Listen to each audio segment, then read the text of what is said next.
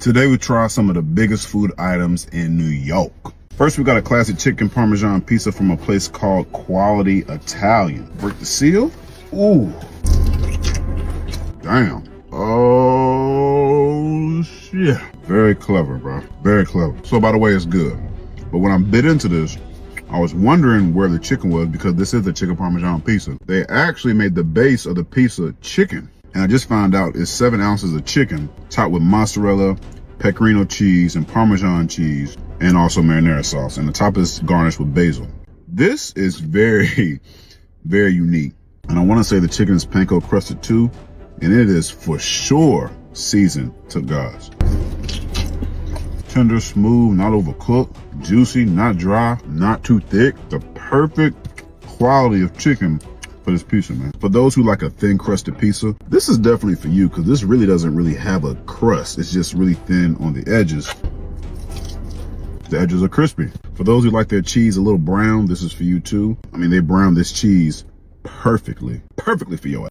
Now, this pizza isn't one of the biggest items. It looks a lot bigger online than it does in person, but the price was big enough. This pizza cost me right at $100, but so far, it's worth it. This is red pepper and honey.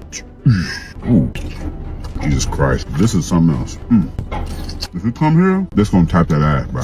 I promise you. This right here is probably one of the biggest tortas I've ever had in my life. This is called the Tortas Puma from a place called Tortas Nessa. Let me just give you kind of an idea of how big it is. This is how big this sandwich is. Let me tell you what this biggin got on it, y'all. So first they give you a lot of cheese, enough cheese to just stop you up for a while. Ham, sausage, eggs, and a really big fried chicken cutlet at the bottom. Now, to be honest with you, the chicken ain't hitting on a thing. I mean, it ain't hitting on shit. But everything else though, nah, let me just keep it 100. Let me just be honest with y'all. This really ain't hitting on shit at all, bro. And I'm very disappointed. You know, it's a damn shame that there's so much on this sandwich and absolutely nothing stands out about it. You just piled up a whole bunch of shit in between 2 big pieces of bread, man. And stacked cheese on top of this thing. You ain't putting no love into this whatsoever. Let me try a piece of this sausage, man. Sausage. Oh yeah, you bugging. You bugging. As big as this sandwich is, this sandwich should not be complete ass. But it is. What y'all be saying out here? Word to my, what's that? Word to my mother? Word to my mother. This shit is booty. Complete juice. This pizza right here isn't your ordinary pizza. Just want to let you know. This pizza is a double stack pizza from a place called East Village Pizza in New York. Yes, I said double stack. Look at all this cheese. Ridiculous. This is good. And I'm very surprised. So on the top of this pizza, you got a lot of cheese and a lot of pepperoni. And you got grease that sits at the bottom of the pepperoni.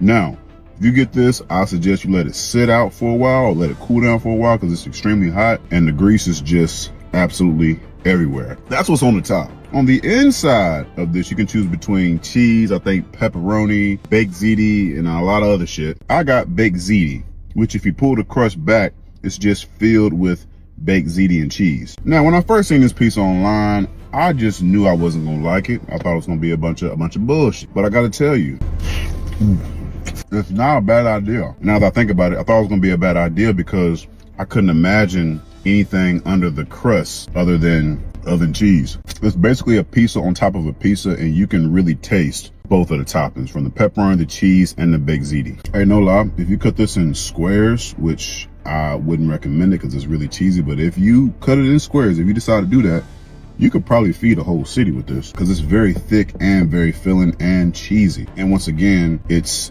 double stacked. Now there is a problem. It is easy to, it does kind of slide apart when you pick it up. But this thing is a beast. I feel like I owe you guys another cheese pool because the one I just showed you really wasn't hitting on shit. Let me just show you a nuttin'. Look at all that. You see that? See what I'm saying? See what I'm saying? Ah, that shit is hot. Easily one of the most, if not the most creative pizzas your boy has had. I would definitely get this again. Yeah. The next item we have is, oh shit. So this is It's supposed to be an oversized Reese's cup, but obviously it's an overflowing oversized Reese's cup. But we're gonna still eat this anyway. First, we're gonna take the top off this mug, or at least we're gonna try. Ooh, that's the bottom. This is the top. What? Oh yeah, this is nostalgic as hell. Super nostalgic. So if I remember correctly, this came with 3 mix-ins and 2 toppings. The mix-ins were marshmallows, mini Reese's Pieces, and I think chopped Reese's peanut butter cups. And I think the toppings was Reese's peanut butter drizzle and Hershey's, chocolate Hershey's drizzle, if I remember correctly. So all the mix-ins you decide to get, they put together with the Reese's filling, put it inside the cup, then they top it off with whatever topping you decide to get, then they slap a lid on that mug. It's very interesting. It really is. Everything you see here is edible. Everything inside is edible. Even the lid is edible. Bottom is edible. Everything is edible, bro. And now that I think about it, why am I using a spoon? Ooh, we're gonna take the top. We're gonna break a piece off. And we're gonna scoop. We're gonna down. If you grew up eating Reese's, you're gonna appreciate this for sure. If you're ever in Times Square in New York, you want a Reese's cup, go to Hershey's Chocolate World, get you one of these, only $20. I'm telling you, it's gonna take you back and it's gonna make you feel really good. And next, come here.